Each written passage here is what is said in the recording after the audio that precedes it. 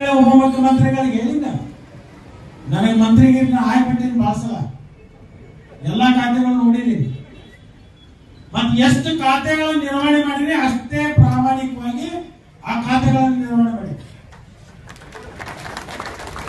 ಯಾವ ಖಾತೆಗಳು ಯಾವ್ದು ಮಾಡಬಾರ್ದು ಅಂತ ನಾನು ಬರೆದಿದ್ದೆ ನಾನು ಮಾಡಬಾರ್ದು ಅಂತ ಹೇಳಿ ಬರೆದದ್ದಕ್ಕೆ ಮಾಡಿದವರು ಇವತ್ತು ಜೈಲು ಬಂದಿಲ್ಲ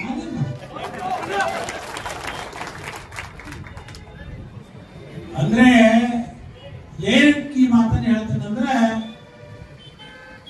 15 ಜನ ನನಗೆ ಮತ ಹಾಕಿ ಏನು ಕಳಿಸಿದಾರಲ್ಲ ಅವರಿಗೆ ಹೂ ತರೋ ಕೆಲಸ ಮಾಡಿದ ಹೊರತಾಗಿ ಹುಲ್ಲು ತರೋ ಕೆಲಸ ನಾನು ಮಾಡಿಲ್ಲ ಅಂತಕ್ಕಂಥದ್ದನ್ನ ಈ ಸಂದರ್ಭದಲ್ಲಿ ನಾನು ಹೇಳಿದ್ದೆ.